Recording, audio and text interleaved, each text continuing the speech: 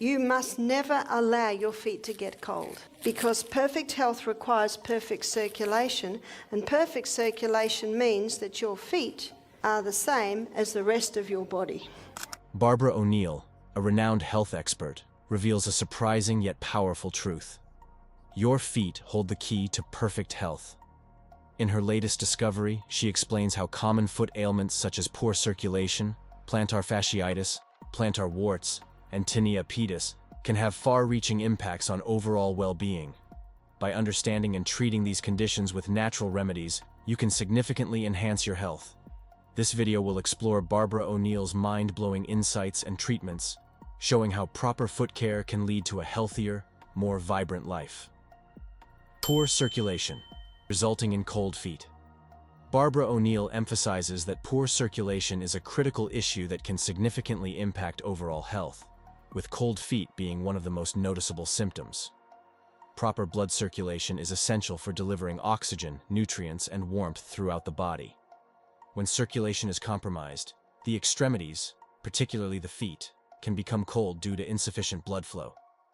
This condition not only causes discomfort, but can also lead to more severe health problems, such as numbness, pain, and an increased risk of sores and infections.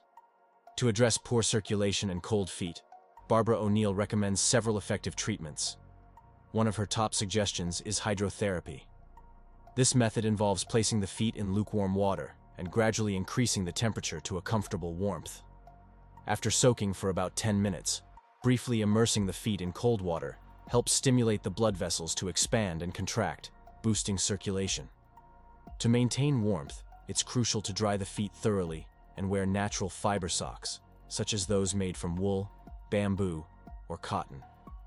Another powerful remedy Barbara O'Neill advocates is the use of cayenne pepper compresses. Cayenne pepper is known for its circulatory stimulant properties and can effectively draw blood to the feet, warming them up. Now we're going to have a look at cayenne pepper. This is my travelling pack. I take cayenne pepper everywhere with me. Cayenne pepper is a remarkable herb. Cayenne pepper is not chili. Chili comes from the chili family, and cayenne pepper comes from the capsicum family. Chili is an irritant to the lining of the gastrointestinal tract. Black pepper is an irritant to the lining of the gastrointestinal tract, but cayenne pepper will heal a stomach ulcer. Cayenne pepper moves blood. It's one of the best circulatory stimulants there is. It's not a nervous system stimulant like your caffeines or your tobacco. It's a blood stimulant. And when you consider that the life of the flesh is in the blood, cayenne pepper is a wonderful healer. And you can put cayenne pepper with any other herb and it'll intensify its action. So let's begin by looking at how you can use cayenne pepper internally. By the way, how would you take it? Well, a medicinal dose may be 1/4 teaspoon in a little bit of water and throw it down. Won't it burn? Well, I prefer to call it tingle. It might feel like it's burning, but it will never burn. I have a book at home by Jethro Kloss called Back to Eden. He devotes half a page to every herb except for cayenne pepper. 10 pages he devotes to cayenne pepper. It's a remarkable herb, and I think I mentioned this the other night. You can get an ebook. It's called Curing with Cayenne by Sam Beiser, and you can download that book. The whole book is on cayenne pepper. It's a remarkable herb. So let's have a look at internally. Internally, it'll heal a stomach ulcer, because what the cayenne does, it causes a constriction of any open blood vessels. So just for a moment, let's look at externally. If you have a cut, you pour cayenne pepper into it and it'll stop the bleeding. In the book Jethro Kloss, there's a doctor that says it's impossible to cause a lesion with cayenne pepper. Another doctor said you cannot abuse cayenne pepper. It's impossible to abuse it. It's actually a very safe herb. It will never harm. It might feel like it sometimes, but it will never harm. To prepare a compress, lay a piece of paper towel on plastic wrap, Spread a small amount of olive oil and sprinkle half a teaspoon of cayenne pepper over it. Place the foot onto the towel, ensuring the sole touches the cayenne pepper. Then wrap the foot in the plastic wrap and secure it with a sock. This treatment should be left on overnight, with the feet wiped clean in the morning. We have had a few people come to our program who've got peripheral neuropathy. That means they've lost the feeling in their feet. And this is one of the side effects of chemotherapy. So we've had a few people come who have lost the feeling in their feet. And it can also be used when people get commonly cold feet.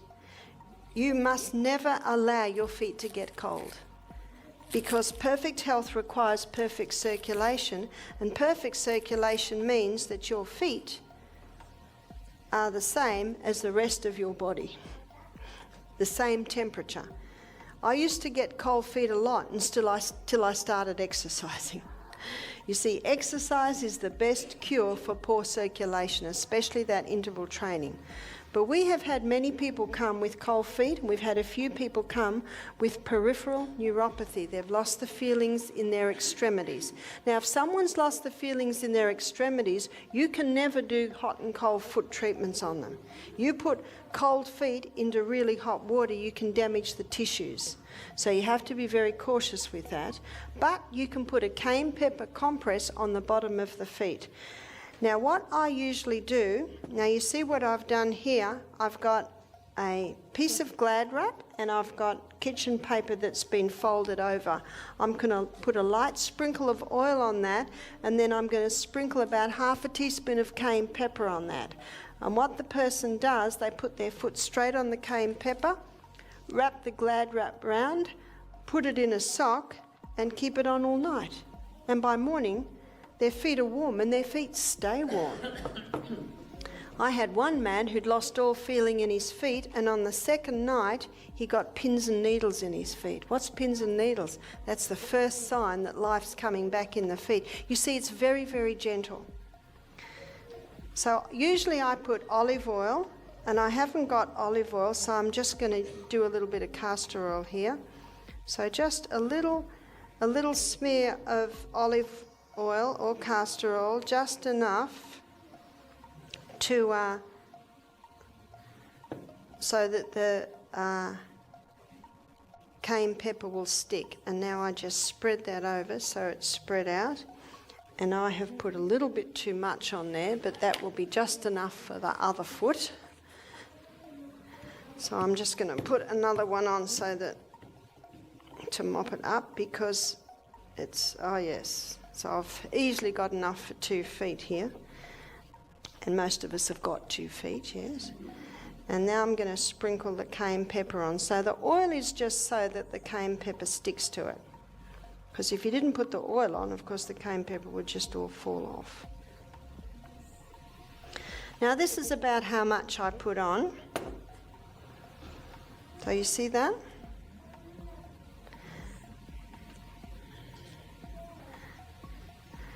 And then the foot goes on that. It will not burn the foot. If I put that on my foot, and we're not going to do it in this weather because we're warm enough anyway, but if I put that on my foot, by about 4 in the morning, I'm waking up wanting to take them off. My feet are getting so hot. But if someone has cold feet, by morning their feet are just getting warm.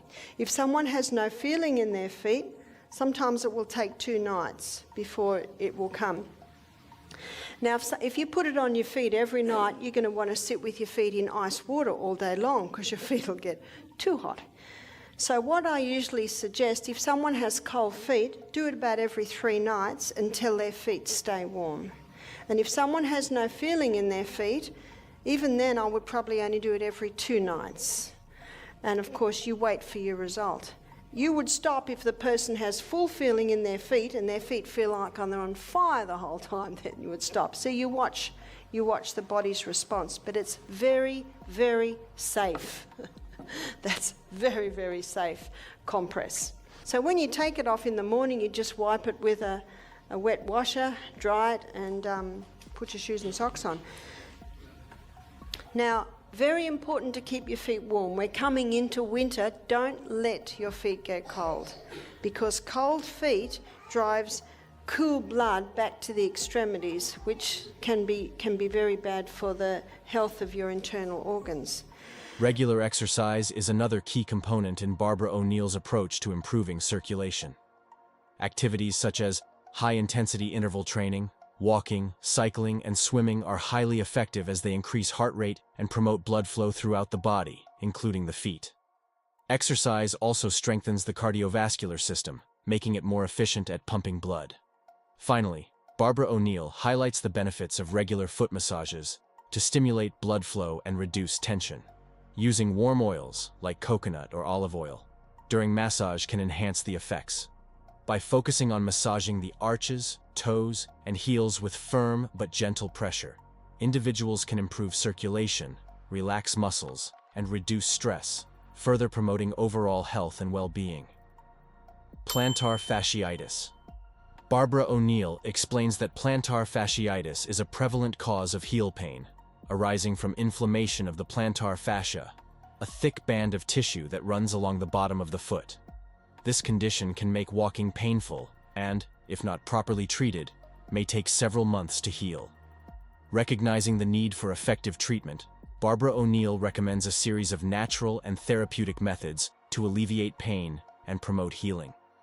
One of her top recommendations is alternating hot and cold foot baths. This method is effective in significantly reducing inflammation and pain associated with plantar fasciitis. By starting with warm water, the muscles relax and circulation improves. Switching to cold water helps reduce inflammation. Repeating this process several times during each session can provide the best results by soothing the affected area and enhancing blood flow.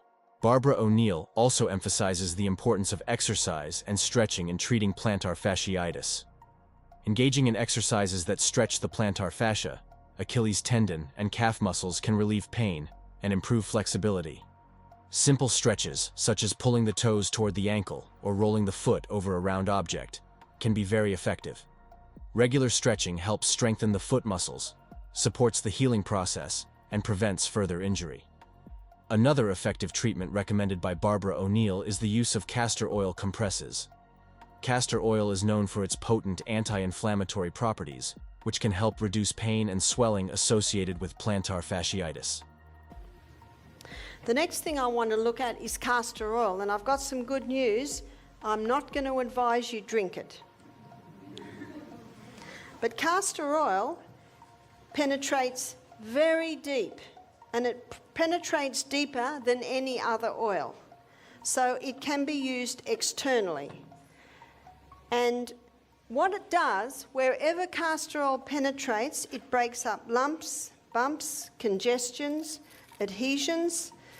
It can even break up a bone spur. To apply a castor oil compress, soak a cloth in castor oil and wrap it around the affected area. Then, cover the area with plastic wrap and secure it with a sock, leaving it on overnight. The castor oil penetrates deep into the tissues, promoting healing and reducing inflammation. Now, to use castor oil, you make a little pack. Now, this is not really a poultice, it's more a compress. So you'll notice I've got an old tea towel here, so you can use an old towel or something like that, and I'm going to put the castor oil on. Castor oil is very thick, and it takes a little while to soak in. So all I do is do about a middle third of the whole area. So I don't really want to hold it up because it's going to run. So can you see how much I've put on?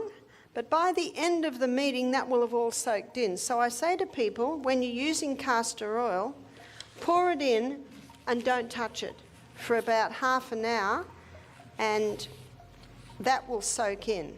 Now that's a really good area to put on the abdomen. Now if castor oil is applied to the abdomen, it will heal any problems in the abdomen. So what have we got in abdomen? For a woman, There's the uterus. So that will penetrate and break up fibroids in the uterus. That will penetrate and break up cysts on the ovaries. That will penetrate and soften the colon if the person has constipation.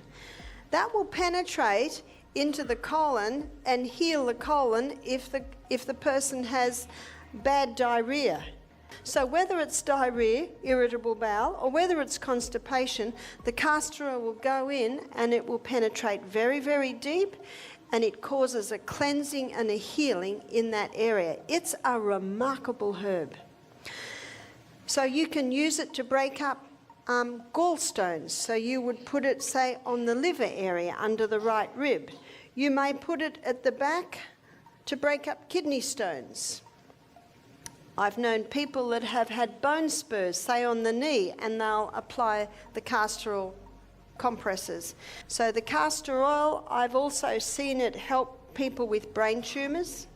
And what they do is they put it on the area. Remember, it'll penetrate very, very deep, break up lumps, bumps, congestions, adhesions.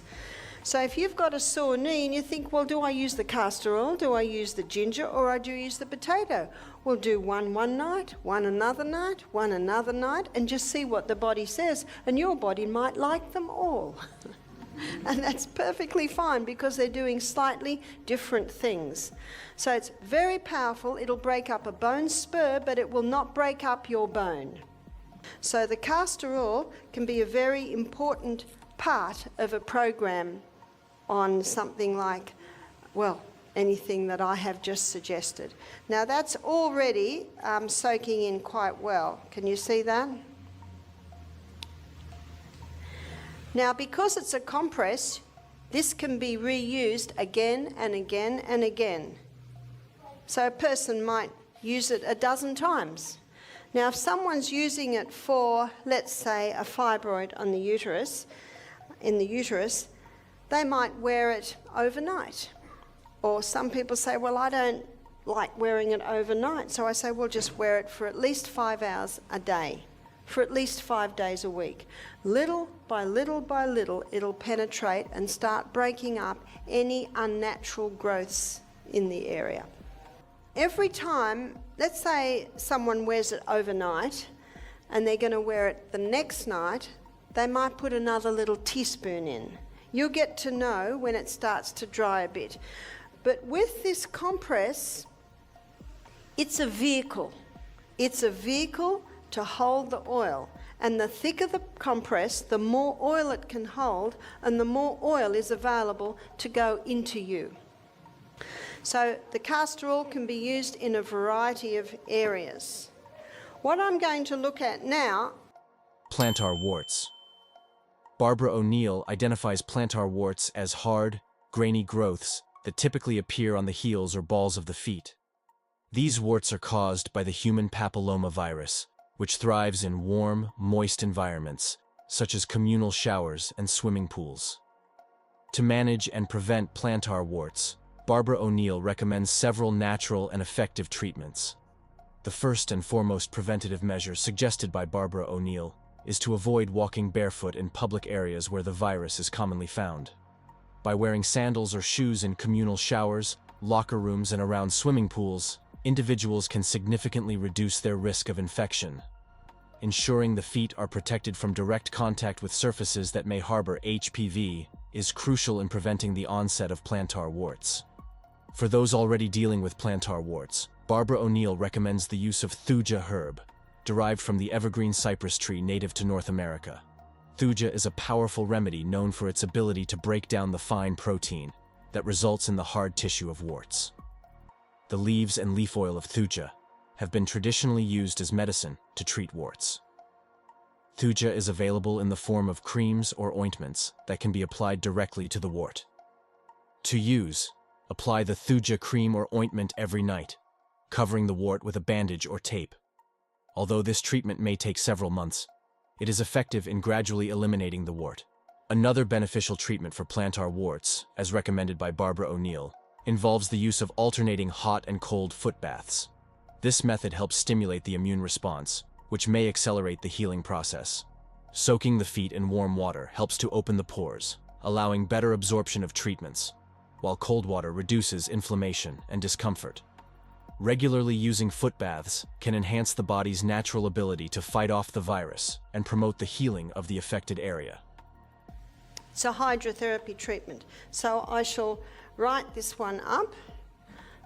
So what we did 3 minutes in the hot water, and we did 30 seconds in the cold water. And the reason this works is that hot is a stimulant. Because we know if we get into a hot shower or a hot bath when we're cold, it stimulates, doesn't it? It's a stimulant. But probably within about 5 minutes of being in a hot bath, how do we feel now? We feel like falling asleep, don't we? So initially, hot stimulates and then it slows right down. What happens when you have a cold shower? Has everyone been trying their cold shower?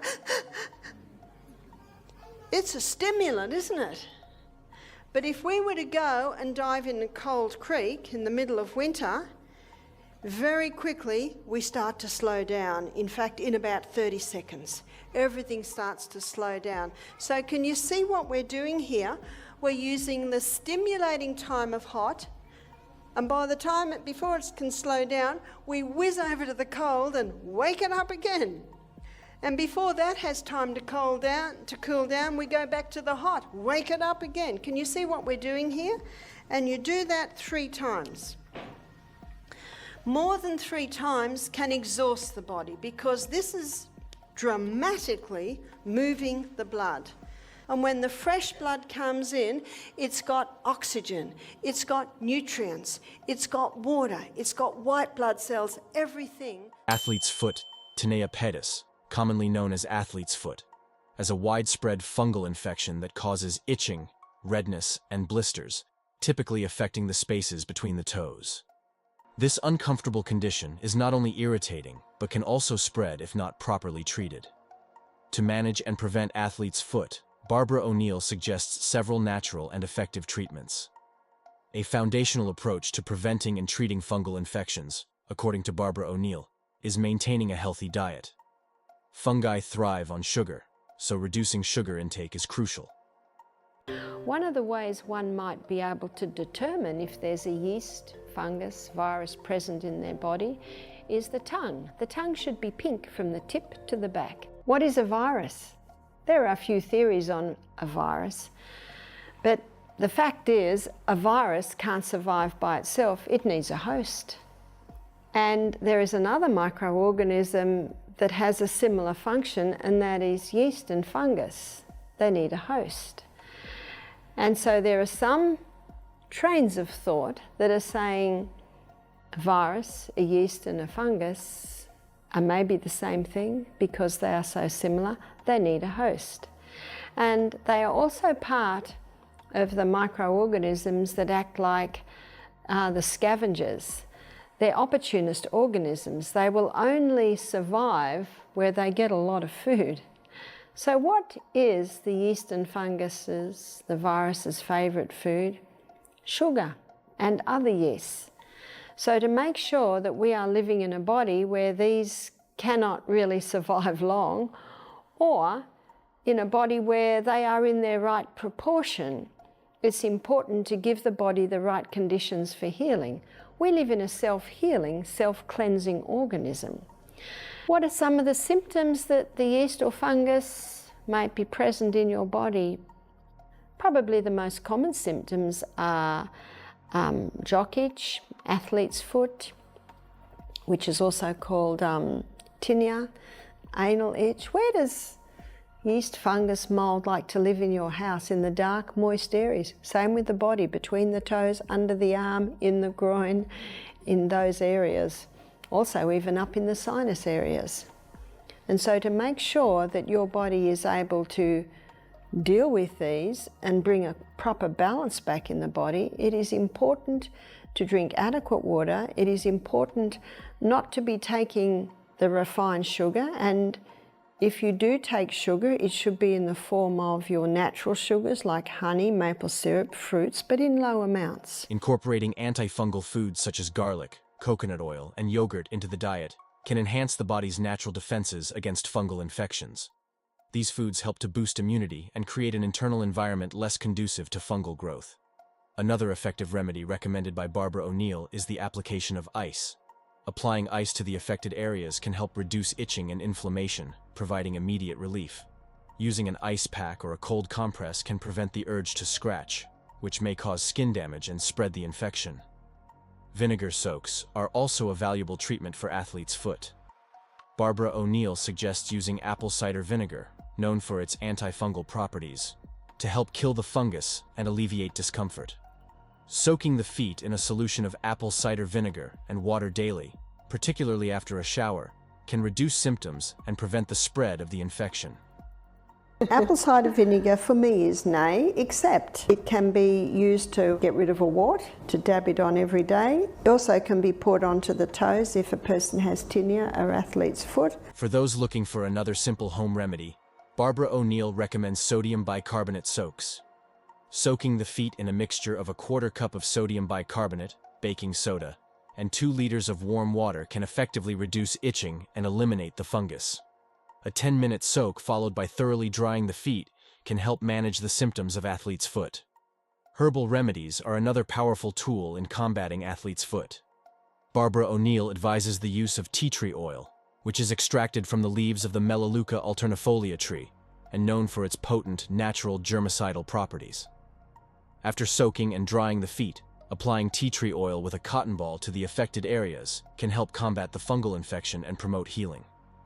Lastly, Barbara O'Neill emphasizes the importance of allowing the feet to breathe to prevent moisture buildup, which can encourage fungal growth.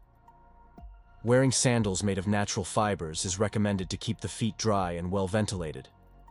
In colder weather, when covering the feet is necessary, choosing socks and shoes made from natural fibers like cotton, wool, or bamboo can help prevent moisture accumulation and reduce the risk of athlete's foot. By following these natural treatment methods and lifestyle adjustments, individuals can effectively manage and prevent athlete's foot, ensuring healthier feet and overall well-being, as guided by Barbara O'Neill.